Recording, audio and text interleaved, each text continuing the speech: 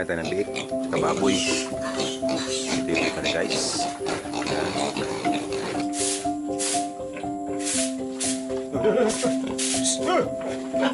Meron pang naiwan si Papang dalawa. So yan guys. Oo, kasi guys pag hindi pa ito guys na-harvest, after 2 days matigas ito guys.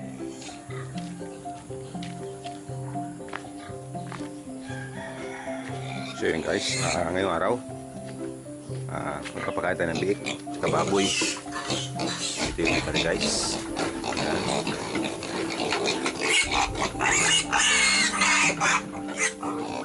Tayo natin.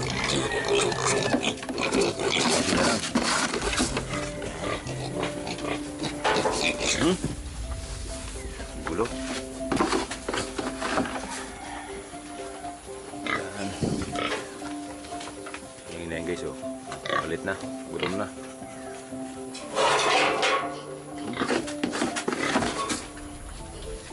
Yan.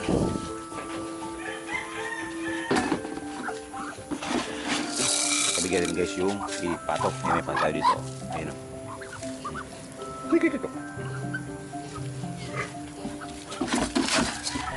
Yan, konti pa. Tapos guys, linisin natin yung kulungan, yung mayroong dumi. Yeah. Yan, oh, dami dito. Guys, nagdipit tayo dito. Yan.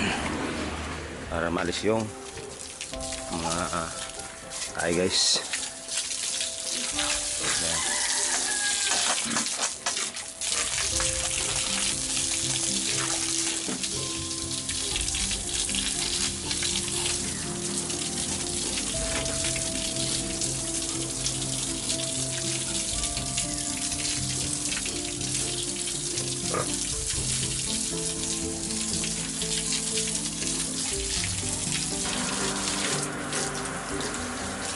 Guys, oh, lakas kumain, oh. Solid. Ito guys, bali 11 days ito simula nung mawalay sa sa inahin. So yan, ang laki na guys, oh. Yan, patining namin yan guys. Yan. Yan, tama na. Yan.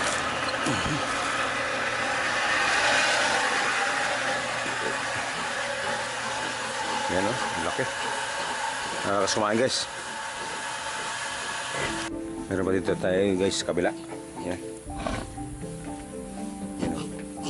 Meron tayong tatlo dito. Kaya lang dumigis ng makainan. Ito guys, ito yung tatlo guys, kila mama to.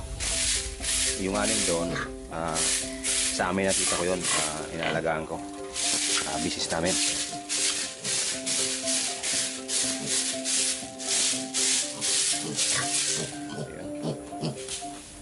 So guys, tubigan natin.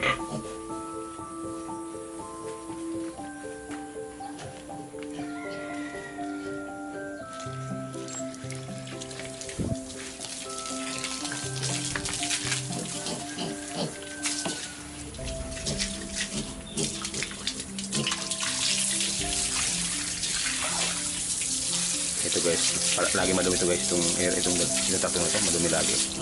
Kasi yung pakainin nila guys, maliit lang, tapos mahilig sa tumahay sa sa may pakainan, kaya ang hirap nyo. Lagi sila madumi.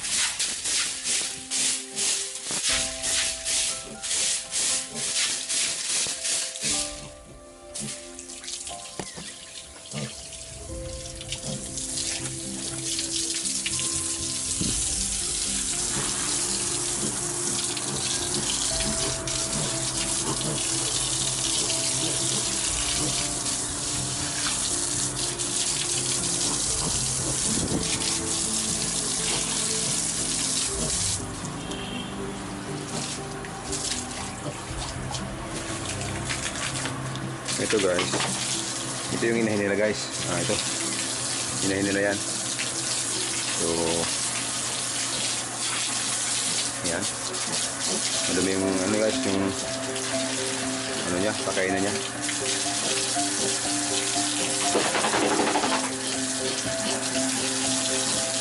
Walisin natin.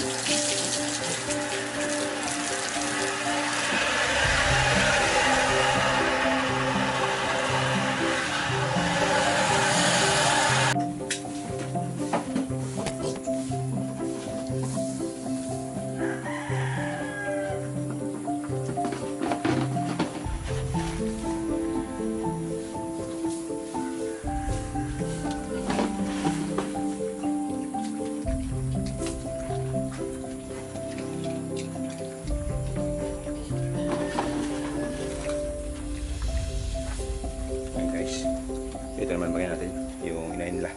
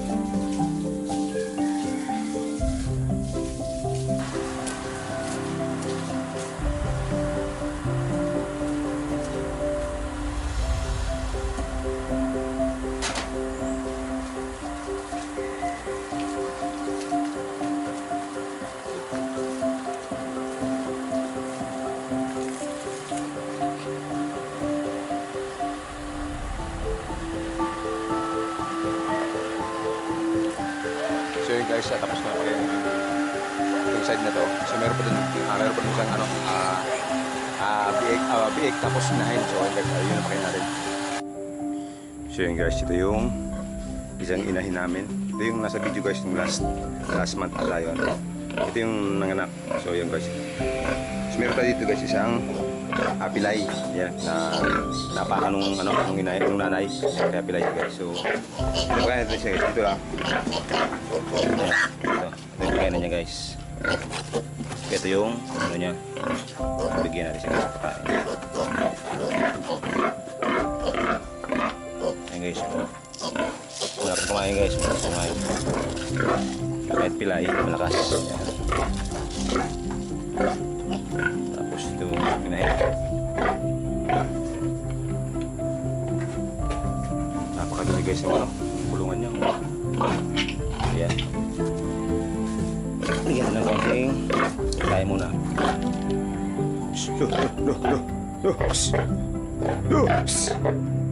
Yung guys tayo bumaba.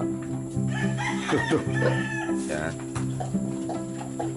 So ito guys, mix ng ata tapos feeds. Ayan.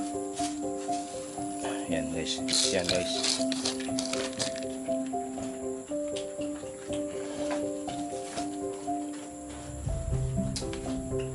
Kasi guys, walisin natin kasi ang dumi oh. Siguro kahapon kasi di ko na siya nawalisan kasi gabi na ako dumating. Ayan. So yun nga pala guys,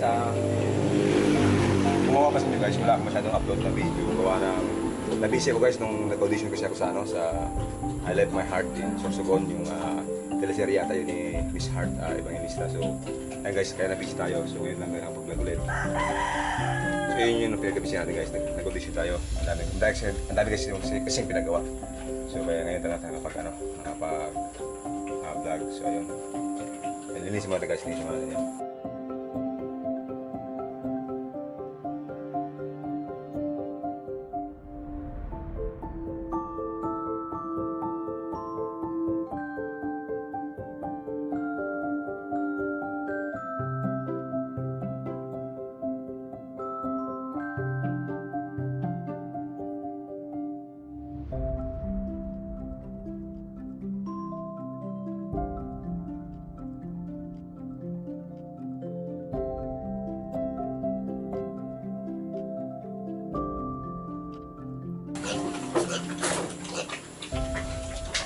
Guys, tubigan natin.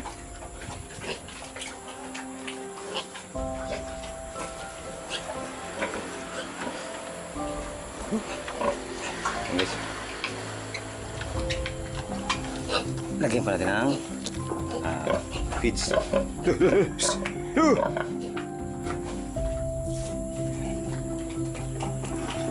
Guys, kunti lang yung tubigan natin.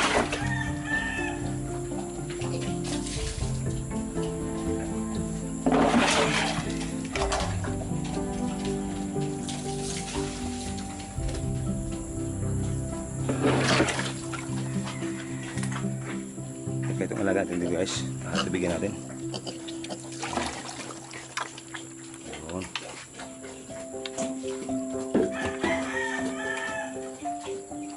Ito guys, pilay niya itong kabila to, parang bali ata guys. Tapos itong kabila, dislocate naman itong part nito. Kaya nakaano siya, nakahiwalay siya guys. Ayan, lapit siya tubig. Gusto nyo ganun. Ayan. So yun guys, hindi natin na ano ng tubig kasi busa pa yung tubig natin sa drum.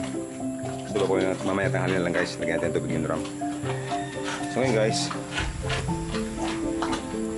uwi na muna tayo. Tapos pumunta kami dapat sana sa bukid kasi magpapakaras kami. So bahala na guys kung anong gagawin sa bukid mamaya. So ito. So yun guys, nandito ulit tayo sa bukid. So, tingnan natin yung ampalaya. Kung kamusta na guys. Tapos nandito si Papa guys, si Papa. Kunin yung kalabaw kasi magpakaras. Karas o ano. So guys, yung tabi ng bunga oh. Dito guys, magpara tayo kasi maputik na. Mataas na. Dito guys, magkakasya niya may bunga na oh. Yan. Yun oh. Dito guys, kailangan ito may balot na sa plastic or sa mosquitero para hindi siya kulambo. Para hindi siya mapeste. Yan, meron na guys oh. Ito guys, problema guys oh. Merong namatay. Yan oh. May alamag sa may baba. Ayan, yung mais. Ayan, oh. So, tingnan natin guys dito yung naunang bunga kung malaki na. So, guys, panay bunga na guys. So, ito, meron pa dito. Oh. Bunga, oh. Ayan, ganda. So, dito yung ayan guys, yung naunang bunga. Ayan, medyo malaki na. Ayan, oh. Ayan, guys, medyo malaki na. Yung pa. Oh, plastic na dapat yun, oh. So, guys, oh. Alas magkadikit lang ng bunga oh. Ayan. So yun. Dito sa taas meron pa yan guys. Yan doon sa gilid eh. Ito guys, parang lalaki daw to. Lalaking ano, lalaking ang palaya kasi kumukulot yung mga dahon niya. Maganda naman sana oh. Kaya lang kumukulot guys. Kaya makalalaki daw yan, sabi ni Papa. Ito oh, yan. Bunga pa din. Yan si Papa.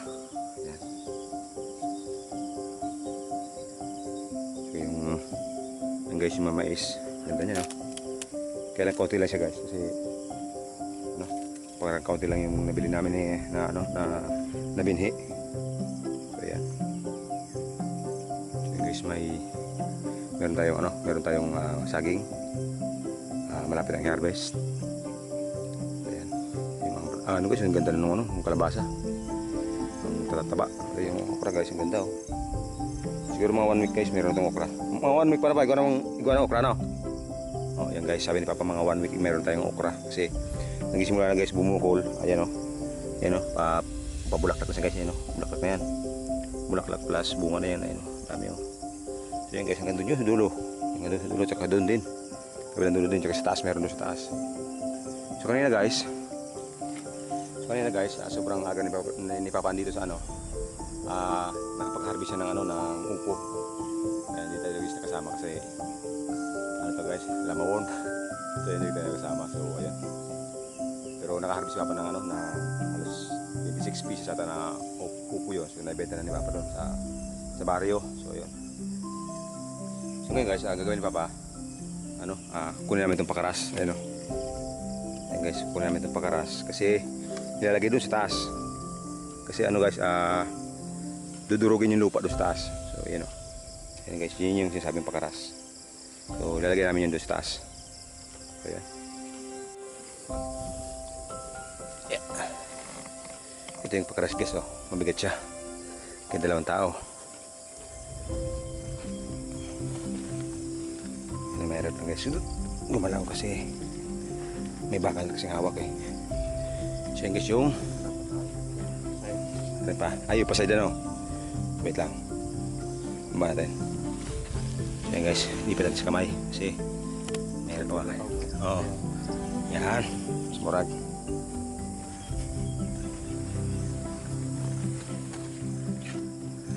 Yan guys. Ang ganda nung. Yun ka pa. Hindi. Yeah.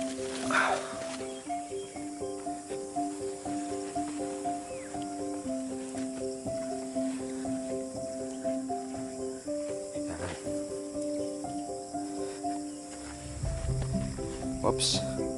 Baba.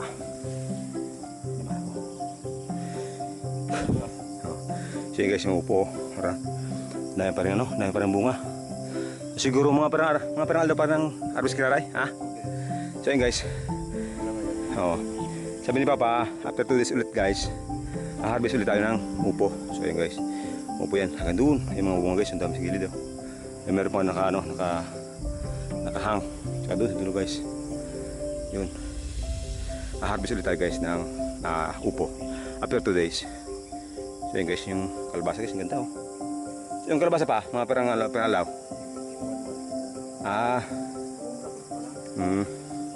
So yung kalabasa guys, sabi ni Papa, mga 1 month pa to bago mag diba?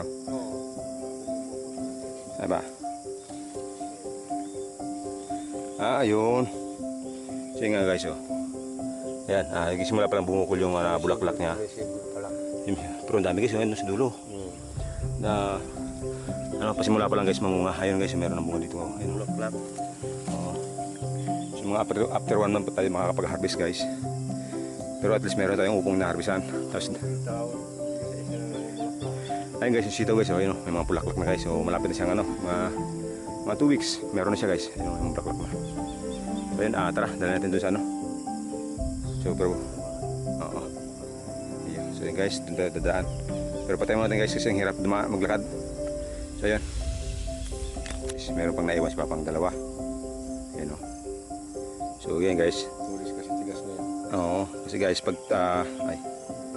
hindi pa ito guys harvest, after 2 days matigas ito guys. Parang hindi siya pwedeng lutuin kasi yun nga matigas na.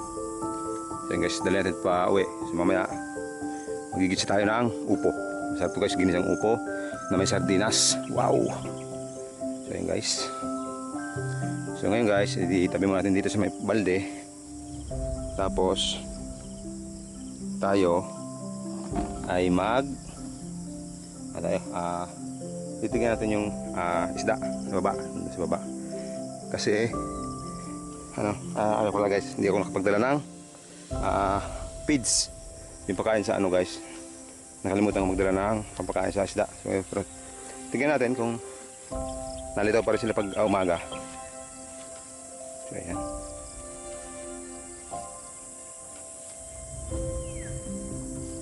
meron doon. Kaya lang hindi masyadong kita kasi maliwanag. So ayan. Ayan guys, makikita nyo ayun ani na guys. Dulo. So ayan. So ang plano ko guys, tatanggalin ko yung gitna. Kasi ito, tanggalin ko rin para isa na lang siya guys, isang area na lang. Tapos ito guys, yan, nasa plano ko guys. Babakuran ko dyan hanggang dito guys. Bakod dyan, punta dito sa gilid. Hanggang doon sa may kipapa. Bakod dyan guys. Hanggang doon sa taas, sa may ampalaya. Hanggang doon sa taas. Tapos lalagyan ko guys dito ng yung kubo ko guys. Yung kubo na yun. Yung kubo ko na yun guys. Ililipat ko dito sa gitna. Ililipat ko sa gitna. Tapos, dito na ako guys titira. Ayan, mag-aalaga tayo guys ng mga manok. Kasi guys, yung suggestion ng kuya ko, sabi niya, bibigyan niya daw ako ng mga 40 pieces na manok. So alagaan ko na din sa bukid para maparami. Sa pag-uwi niya, meron kaming yung kakatayin or pag naparami namin. So bahala na guys kung ano mangyari. Ito yung area guys. Ito yung kubo, lagay ko dito yung kubo, yung area na yan. So may bakod dito, bakod na net para yung mga manok hindi makakalabas. Dito lang sa guys, nakapaikot-ikot lang hanggang doon sa may fish pan guys. Diyan, hanggang dyan sa may gilid na yan. Pababakuran ko yan guys hanggang dito. So yun yung plano. So guys, papa. So yun guys, hanggang dito na lang yung video natin kasi pupunta pa ako ng Donsol. Ipapayos ko yung tambucho ng motor ko kasi singaw guys kasi yung tornilyo naputol yung ulo. Tapos na-stuck dun sa tambucho niya. So nakasingaw kaya hindi maigpitan. So ngayon guys, yun na ipapayos ko sa Donsol. So ayun guys, tara. See you sa mga sunod na videos.